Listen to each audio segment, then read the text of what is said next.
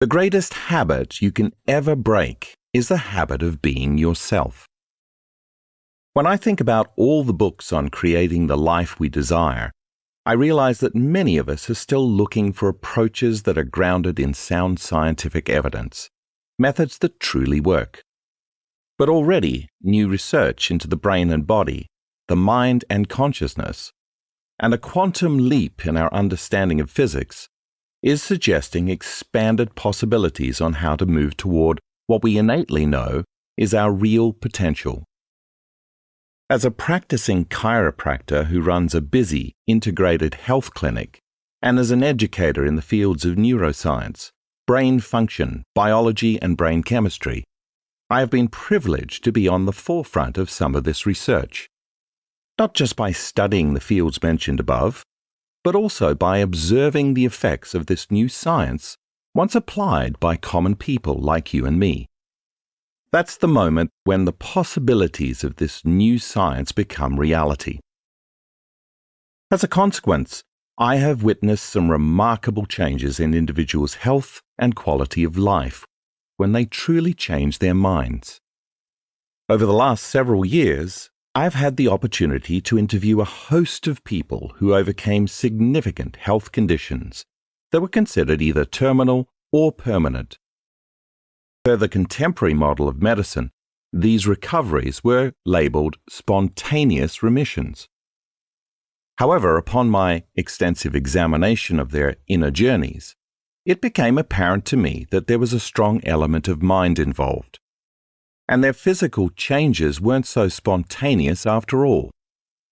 This discovery furthered my postgraduate studies in brain imaging, neuroplasticity, epigenetics, and psychoneuroimmunology. I simply figured that something had to be happening in the brain and body that could be zeroed in on and then replicated. I want to share some of what I learned along the way and show you, by exploring how mind and matter are interrelated, how you can apply these principles not only to your body, but to any aspect of your life. Many readers of my first book, Evolve Your Brain, The Science of Changing Your Mind, voiced the same honest and heartfelt request, along with a fair amount of positive feedback, such as the person who wrote, "I really liked your book. I read it twice. It had lots of science and was very thorough and inspiring. But can you tell me how to do it? How do I evolve my brain?" In response, I began teaching a workshop series on the practical steps anyone can take to make changes at the level of mind and body that will lead to lasting results. Consequently, I have seen people experience unexplainable healings, release old mental and emotional wounds, resolve so-called impossible difficulties, create new opportunities, and experience wonderful wealth, just to name a few. You will meet some of those people in these pages. It's not necessary that you read my first book to digest the material in this one. But if you have been exposed to my work, I wrote Breaking the Habit of Being Yourself to serve as a practical, how-to companion to evolve your brain. It is my earnest objective to make this new book simple and easy to understand. There will be times, though, that I will have to give you bits of knowledge to act as the forerunner to a concept I want to develop. The purpose is to build a realistic working model of personal transformation that will help you understand how we can change. Breaking the habit of being yourself is a product of one of my passions, a sincere effort to demystify the mystical, so that every person understands that we have within our reach all we need to make significant changes in our lives. This is a time when not only do we want to know, but we want to know how. How do we apply and personalize both emerging scientific concepts and age-old wisdom to succeed at living a more enriched life? When you and I can connect the dots of what science is discovering about the nature of reality, And when we give ourselves permission to apply those principles in our day-to-day existence, then each of us becomes both a mystic and a scientist in our own life. So I invite you to experiment with everything that you learn and to objectively observe the results. What I mean is that if you make the effort to change your inner world of thoughts and feelings, your external environment should begin to give you feedback to show you that your mind has had an effect on your outer world. Why else would you do it?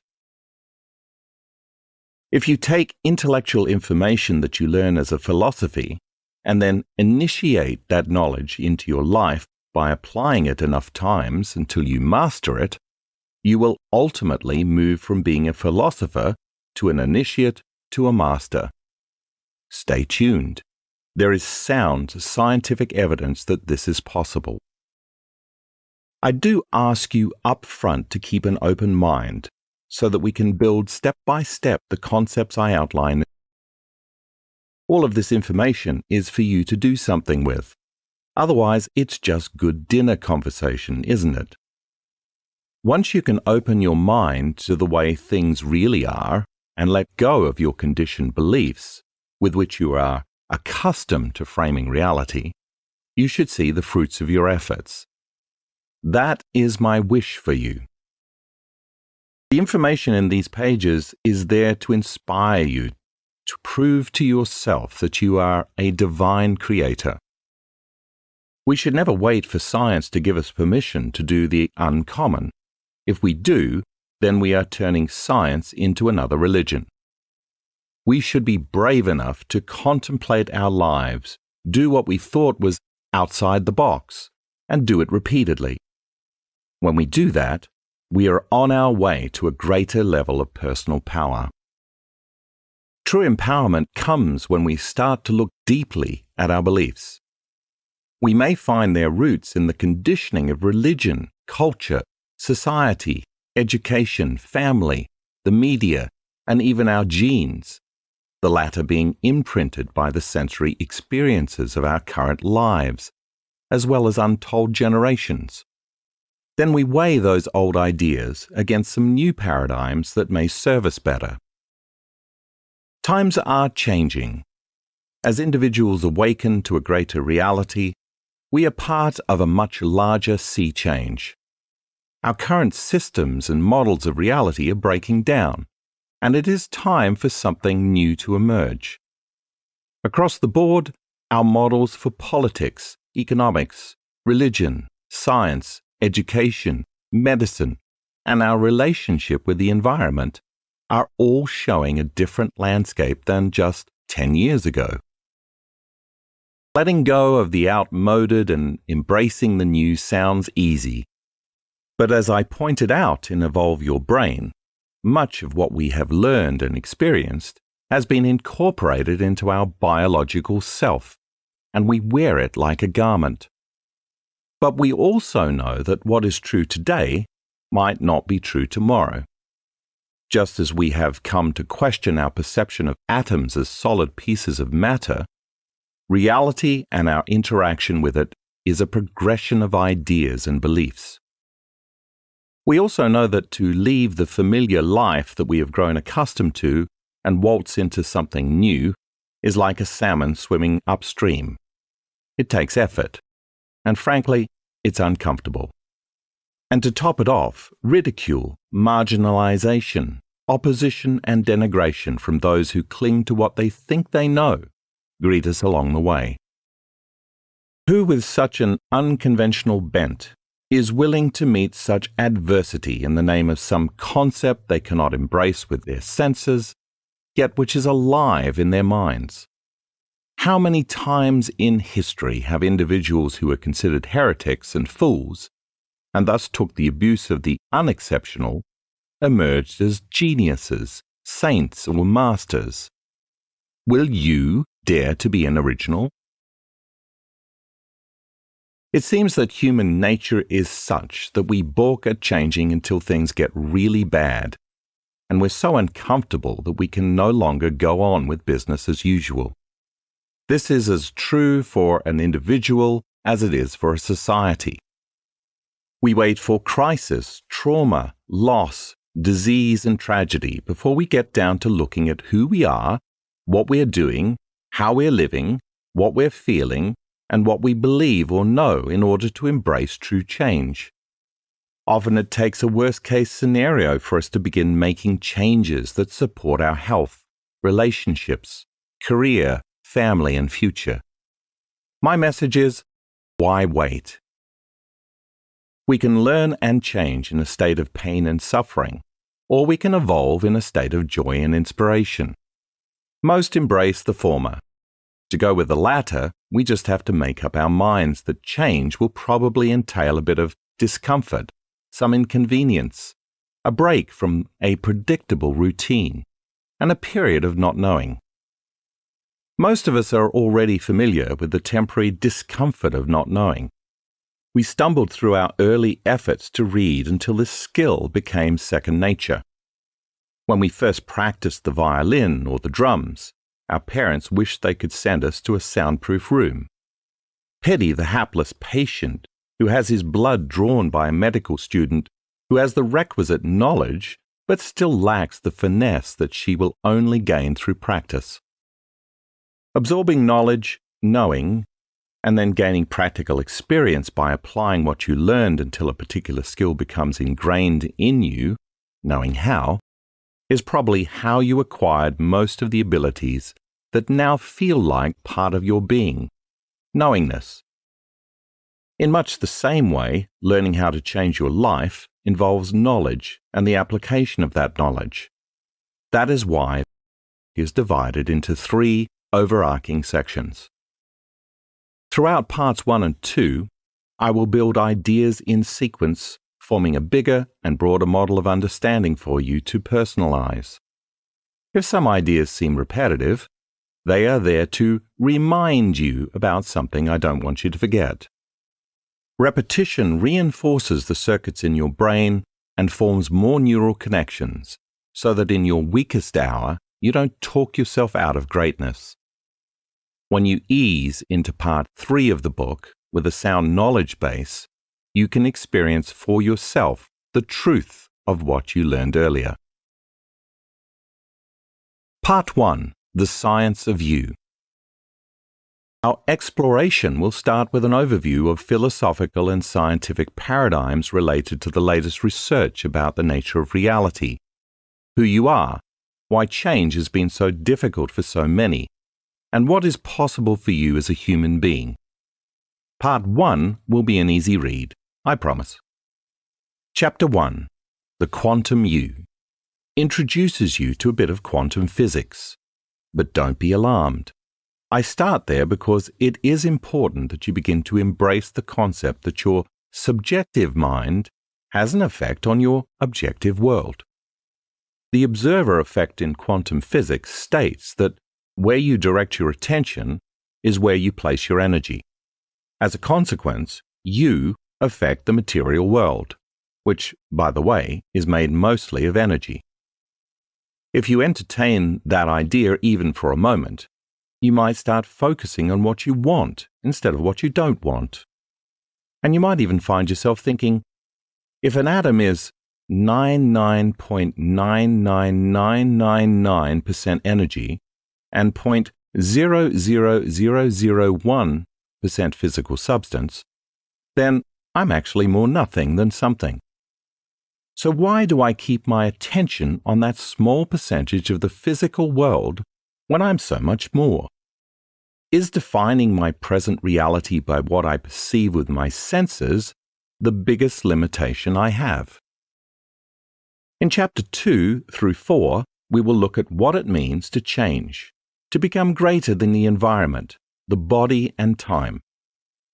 You've probably entertained the idea that your thoughts create your life, but in Chapter 2, Overcoming the Environment, I discuss how if you allow the outer world to control how you think and feel, your external environment is patterning circuits in your brain to make you think equal to everything familiar to you.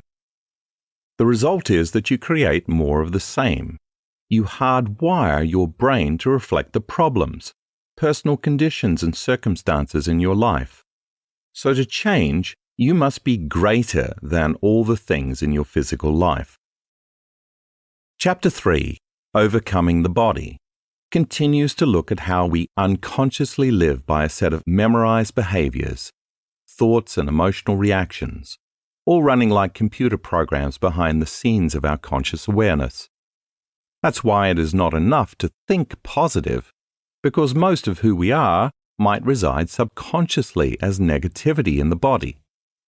By the end of it, you will know how to enter into the operating system of the subconscious mind and make permanent changes where those programs exist.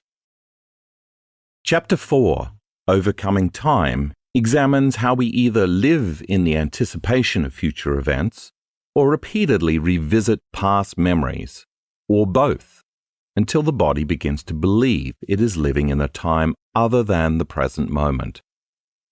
The latest research supports the notion that we have a natural ability to change the brain and body by thought alone, so that it looks biologically like some future event has already happened. Because you can make thought more real than anything else, you can change who you are from brain cell to gene, given the right understanding. When you learn how to use your attention and access the present, you will enter through the door to the quantum field, where all potentials exist. Chapter 5, Survival versus Creation, illustrates the distinction between living in survival and living in creation. Living in survival entails living in stress and functioning as a materialist, believing that the outer world is more real than the inner world.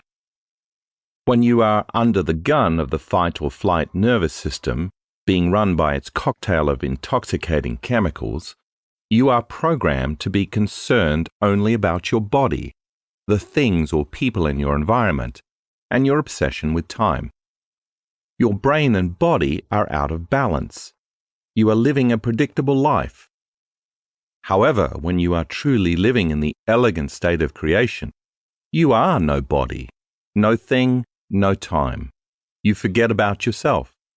You become pure consciousness, free from the chains of the identity that needs the outer reality to remember who it thinks it is. Part 2, Your Brain and Meditation. In Chapter 6, 3 Brains, Thinking to Doing to Being, you will embrace the concept that you have 3 brains that allow you to move from thinking to doing to being. Even better, when you focus your attention to the exclusion of your environment, your body and time, you can easily move from thinking to being without having to do anything. In that state of mind, your brain does not distinguish between what is happening in the outer world of reality and what is happening in the inner world of your mind. Thus, if you can mentally rehearse a desired experience via thought alone, you will experience the emotions of that event before it is physically manifested. Now you are moving into a new state of being because your mind and body are working as one. When you begin to feel like some potential future reality is happening to you in the moment that you are focusing on it, you are rewriting your automatic habits, attitudes, and other unwanted subconscious programs. Chapter 7, The Gap, explores how to break free from the emotions that you've memorized, which have become your personality, and how to close the gap between who you really are in your inner private world and how you appear in the outer social world. We all reach a certain point when we stop learning and realize that nothing external can take away those feelings from our past. If you can predict the feeling of every experience in your life, there is no room for anything new to occur, because you are viewing your life from the past instead of the future. This is the juncture point where the soul either breaks free or falls into oblivion. You will learn to liberate your energy in the form of emotions and thus narrow the gap between how you appear and who you are. Ultimately, you will create transparency. When how you appear is who you are truly free. Part 2 concludes with Chapter 8, Meditation, Demystifying the Mystical and Waves of Your Future, in which my purpose is to demystify meditation so that you know what you're doing and why. Discussing brainwave technology made simple, I show you how your brain changes electromagnetically when you are focused versus when you are in an aroused state due to stresses in your life. You will learn that the true purpose of meditation is to get beyond the analytical mind and enter into the subconscious mind so that you can make real and permanent changes. If you get up from meditation as the same person who sat down, nothing has happened to you on any level. When you meditate and connect to something greater, you can create and then memorize such coherence between your thoughts and feelings that nothing in your outer reality, no thing, no person, no condition at any time or place, could move you from that level of energy. Now you are mastering your environment, your body and time. Part 3. Stepping towards your new destiny. All the information in Parts 1 and 2 is provided in order to equip you with the necessary knowledge, so that when you demonstrate, apply this information in Part 3, which supplies the how-to, you will have a direct experience of what you've been taught.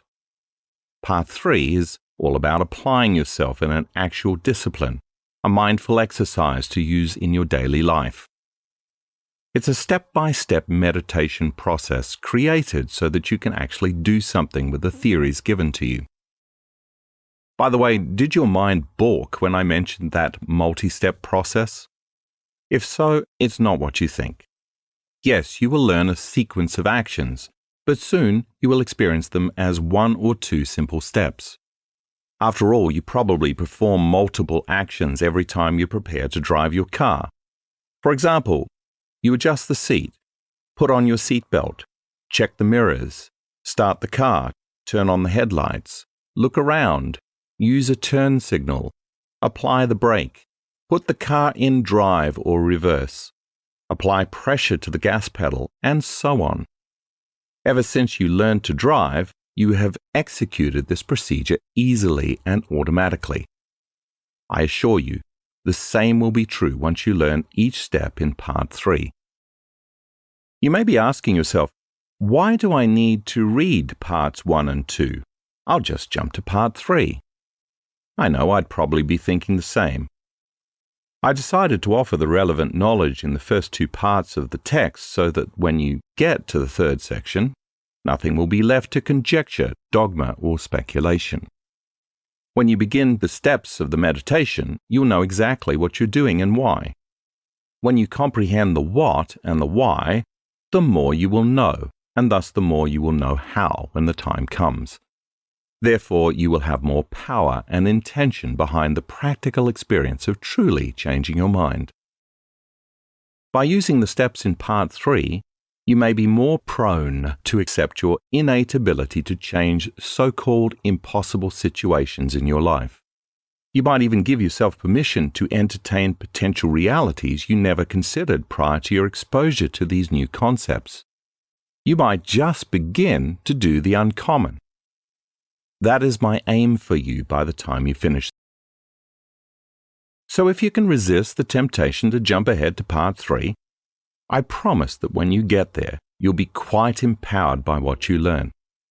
I've seen this approach work throughout the world in the series of 3 workshops I lead.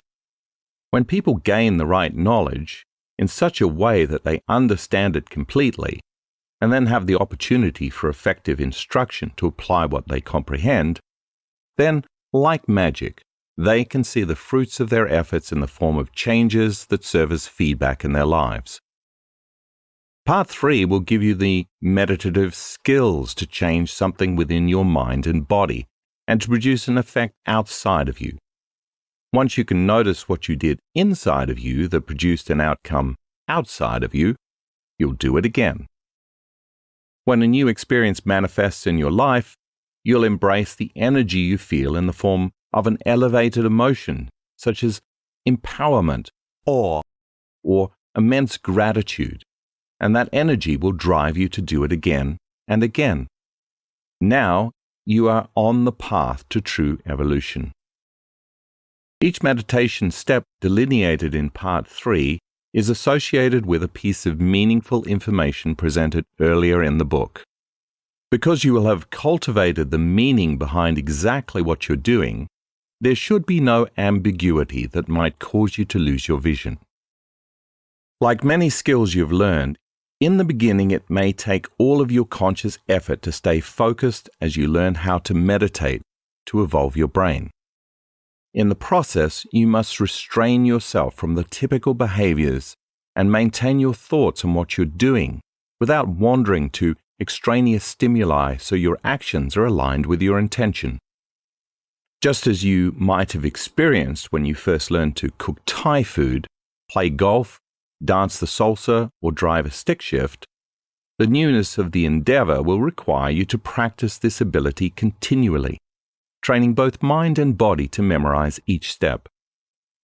Remember, most types of instruction are formatted in bite-sized chunks so that the mind and body can begin to work together.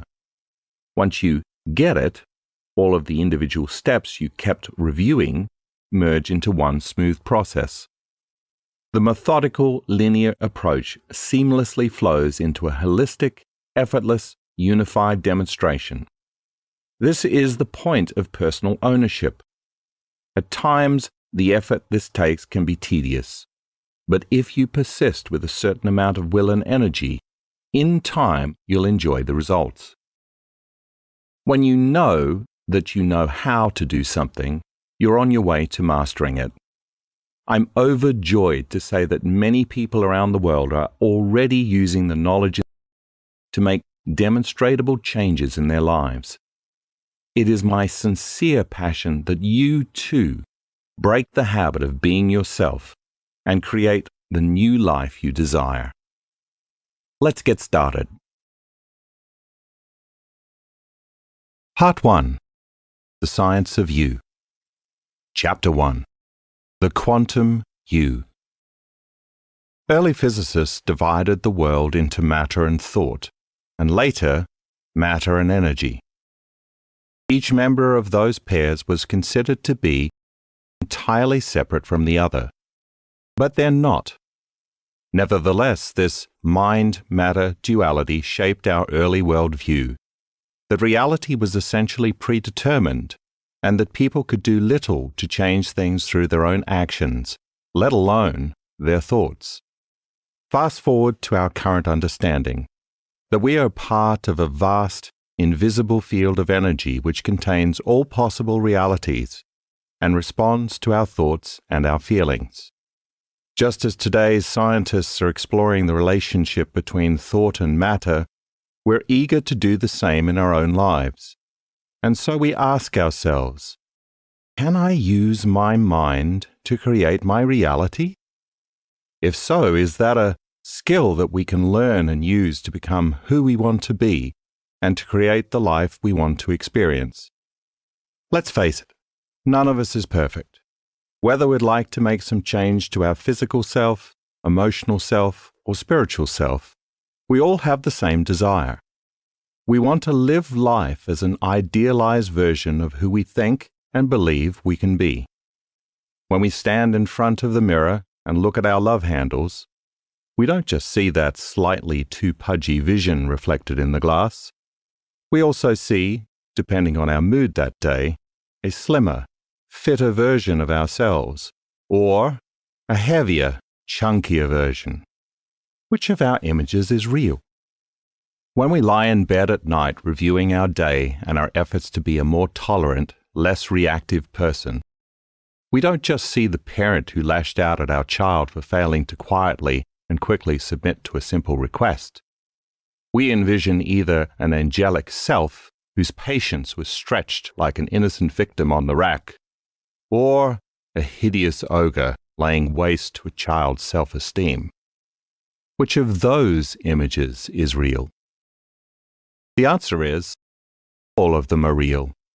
And not just those extremes, but an infinite spectrum of images ranging from positive to negative. How can that be? For you to better understand why none of those versions of self is more or less real than the others, I'm going to have to shatter the outmoded understanding about the fundamental nature of reality and replace it with a new one. That sounds like a major undertaking, and in some ways it is. But I also know this. The most likely reason why you were drawn is that your past efforts to make any lasting change in your life, physical, emotional, or spiritual, have fallen short of the ideal of yourself that you imagined. And why those efforts failed has more to do with your beliefs about why your life is the way it is than anything else, including a perceived lack of will, time, courage, or imagination. Always, in order to change, we have to come to a new understanding of self and the world so that we can embrace new knowledge and have new experiences. That's what this book will do for you.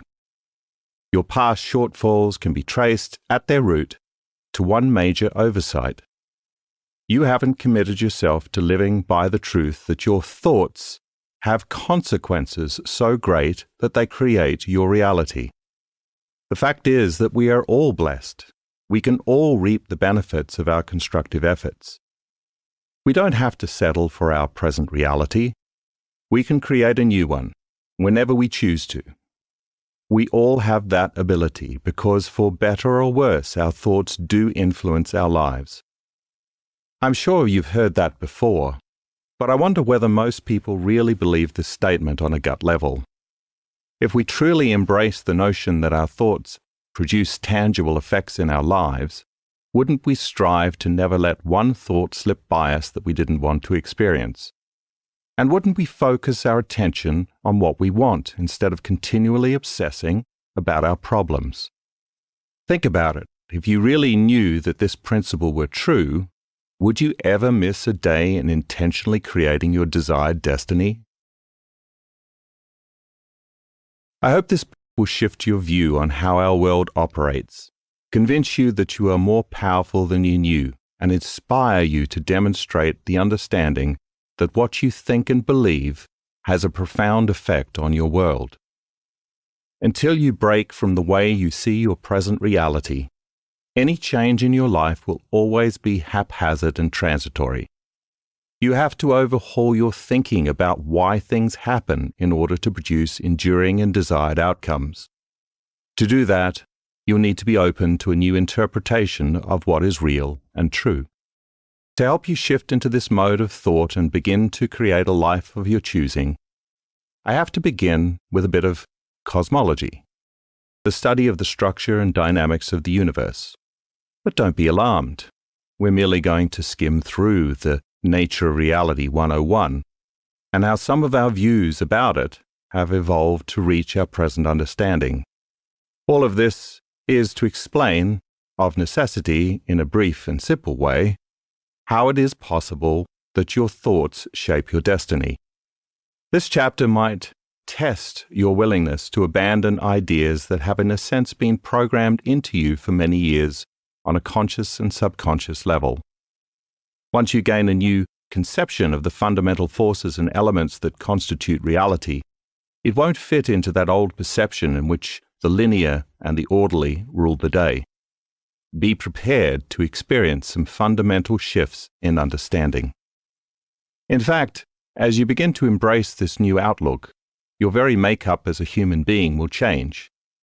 It's my wish that you will no longer be the same person that you were when you began. Obviously, I'm about to challenge you, but I want you to know that I'm entirely empathetic because I too have had to let go of what I thought was true and leap into the unknown. To ease into this new way of thinking about the nature of our world, let's see how our worldview was shaped by the early belief that mind and matter were separate things. Connecting the dots between the outer physical world of the observable and the inner mental world of thought has always presented quite a challenge to scientists and philosophers. To many of us, even today, mind appears to have little or no measurable effects on the world of matter. Although we'd probably agree that the world of matter creates consequences affecting our minds, how can our minds possibly produce any physical changes affecting the solid things in our lives? Mind and matter appear to be separate. That is, unless there's a shift in our understanding about the way physical, solid things actually exist. Well, there has been such a shift, and to trace its beginnings we don't have to go back very far. For much of what historians consider modern times, humanity believed that the nature of the universe was orderly, and thus predictable and explainable. Consider 17th century mathematician and philosopher René Descartes, who developed many concepts that still have great relevance to mathematics and other fields. Does "I think, therefore I am" ring any bells? In retrospect, however, one of his theories ultimately did more harm than good. Descartes was a proponent of the mechanistic model of the universe, a view that the universe is controlled by predictable laws. When it came to human thought, Descartes faced a real challenge. The human mind possessed too many variables to neatly fit into any laws. Since he couldn't unify his understanding of the physical world with that of the mind, but he had to account for the presence of both, Descartes played a nifty mind game, pun intended. He said that the mind was not subject to the laws of the objective physical world, so it was completely outside the bounds of scientific inquiry. The study of matter was the jurisdiction of science. Always matter, never mind. Whereas the mind was God's instrument, so the study of it fell to religion. Always mind, never matter. Essentially, Descartes started a belief system that imposed a duality between the concepts of mind and matter. For centuries, that division stood as the accepted understanding of the nature of reality. Helping to perpetuate Descartes' beliefs were the experiments and theories of Sir Isaac Newton. The English mathematician and scientist not only solidified the concept of the universe as a machine, but he produced a set of laws stating that human beings could precisely determine, calculate, and predict the orderly ways in which the physical world would operate. According to the classical Newtonian physics model, all things were considered solid. For example, energy could be explained as a force to move objects or to change the physical state of matter. But as you will see, energy is much more than an outside force exerted on material things. Energy is the very fabric of all things material and is responsive to mind. By extension, the work of Descartes and Newton established a mindset that if reality operated on mechanistic principles, then humanity had little influence on outcomes. All of reality was predetermined. Given that outlook, is it any wonder that human beings struggle with the idea that their actions mattered, let alone entertain the notions that their thoughts mattered, or that free will played any part in the grand scheme of things? Don't many of us still labor today, subconsciously or consciously, under the assumption that we human beings are often little more than victims? Considering that these cherished beliefs held sway for centuries, it took some revolutionary thought to counter Descartes and Newton. About 200 years after Newton, Albert Einstein produced his famous equation, E equals mc squared, demonstrating that energy and matter are so fundamentally related that they are one and the same. Essentially, his work showed that matter and energy are completely interchangeable. This directly contradicted Newton and Descartes, and ushered in a new understanding of how the universe functions.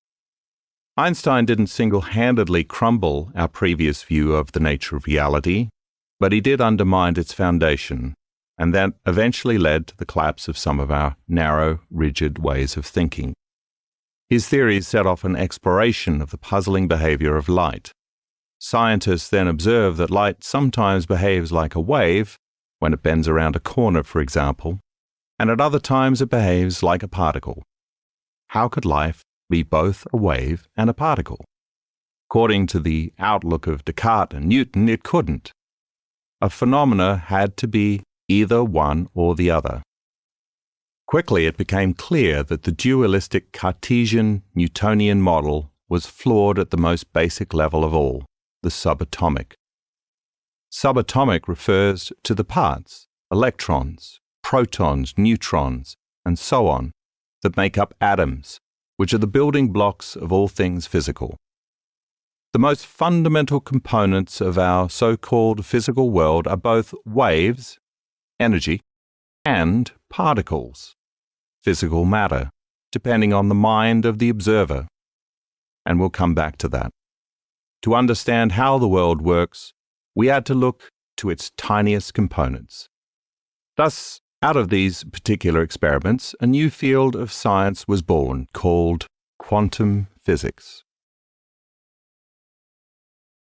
This change was a complete reimagining of the world we'd thought we'd lived in, and it led to the proverbial rug being pulled out from under our feet. Feet we used to think were planted on solid ground. How so? Well, think back to those old toothpick and styrofoam ball models of the atom. Before quantum physics came along, people believed that an atom was made of a relatively solid nucleus with smaller, less substantial objects either located in or around it. The very idea that with a powerful enough instrument we could measure, calculate the mass of, and count, number, the subatomic particles that make up an atom, made them seem as inert as cows grazing in a pasture. Atoms seem to be made of solid stuff, right? Refer to Figure 1a, the classical atom. Well, nothing could be further from the truth as revealed by the quantum model.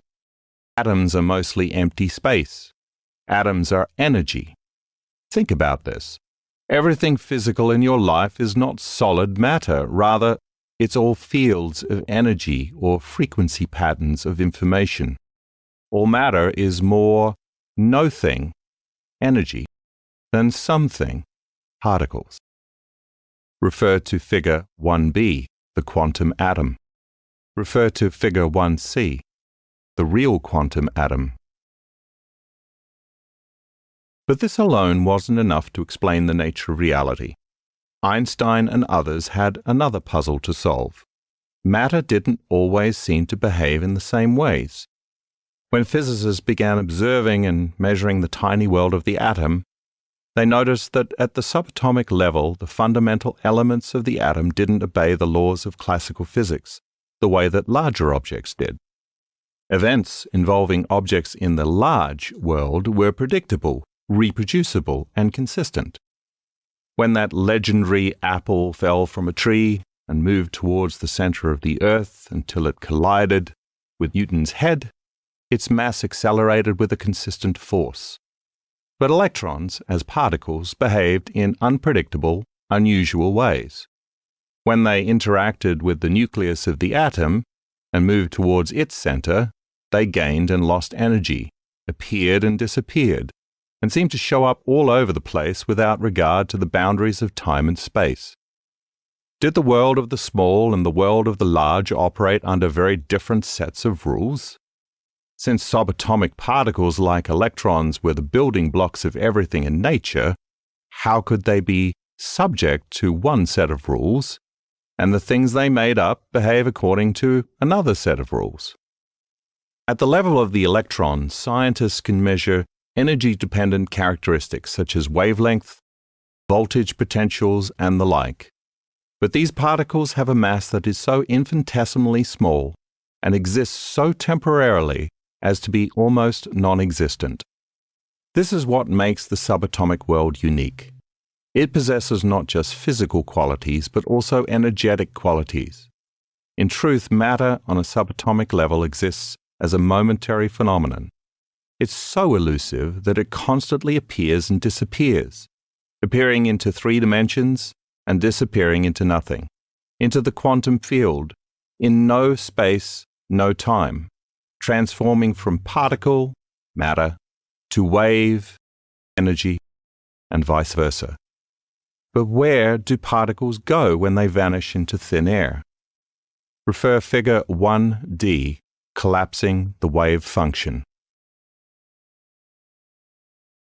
Consider again that old-school toothpick and styrofoam ball model on how atoms were constructed. Back then, weren't we led to believe that electrons orbited about the nucleus like planets around the sun? If so, we could pinpoint their location, couldn't we? The answer is yes, in a manner of speaking, but the reason is not at all what we used to think.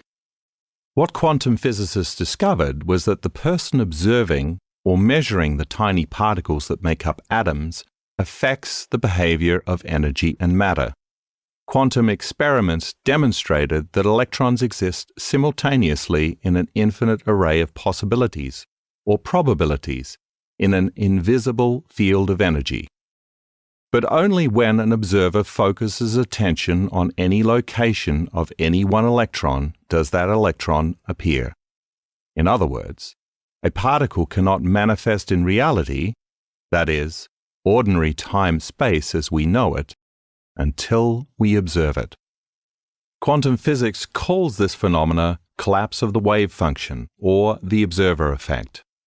We now know that the moment the observer looks for an electron, there is a specific point in time and space when all probabilities of the electron collapse into a physical event. With this discovery, mind and matter can no longer be considered separate. They are intrinsically related, because subjective mind produces measurable changes on the objective physical world. Are you beginning to see why this chapter is titled The Quantum You? At the subatomic level, energy responds to your mindful attention and becomes matter. How would your life change if you learned to direct the observer effect and to collapse infinite waves of probability into the reality that you choose? Could you get better at observing the life you want? So ponder this. Everything in the physical universe is made up of subatomic particles such as electrons. By their very nature, these particles, when they exist as pure potential, are in their wave state while they are not being observed. They are potentially everything and no thing until they are observed. They exist everywhere and nowhere until they are observed. Thus, everything in our physical reality exists as pure potential. If subatomic particles can exist in an infinite number of possible places simultaneously, we are potentially capable of collapsing into existence an infinite number of possible realities. In other words, if you can imagine a future event in your life based on any one of your personal desires, that reality already exists as a possibility in the quantum field, waiting to be observed by you. If your mind can influence the appearance of an electron, then theoretically, it can influence the appearance of any possibility.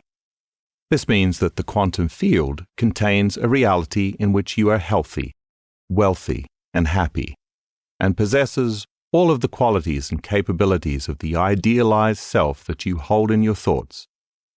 Stay with me, and you'll see that with willful attention, sincere application, and a new knowledge, and repeated daily efforts, you can use your mind as the observer to collapse quantum particles and organize a vast number of subatomic waves of probability into a desired physical event called an experience in your life. Like clay, the energy of infinite possibilities is shaped by consciousness, your mind. And if all matter is made of energy, it makes sense that consciousness, mind, in this case as Newton and Descartes called it, and energy, matter, according to the quantum model, are so intimately related that they are one. Mind and matter are completely entangled. Your consciousness, mind, has effects on energy, matter, because your consciousness is energy, and energy has consciousness. You are powerful enough to influence matter because at the most elementary level, you are energy with a consciousness. You are mindful matter. In the quantum model, the physical universe is an immaterial, interconnected, unified field of information. Potentially everything, but physically nothing. The quantum universe is just waiting for a conscious observer, you or me, to come along and influence energy in the form of potential matter by using the mind and consciousness, which are themselves energy, to make waves of energetic probabilities coalesce into physical matter. Just as the wave of possibility of the electron manifests as a particle within a specific momentary event, we observers cause a particle or groups of particles to manifest physical experiences in the form of events in our lives. This is crucial to understanding how you can cause an effect or make a change in your life. When you learn how to sharpen your skills of observation to intentionally affect your destiny, you are well on your way towards living the ideal version of your life by becoming the idealized version of yourself.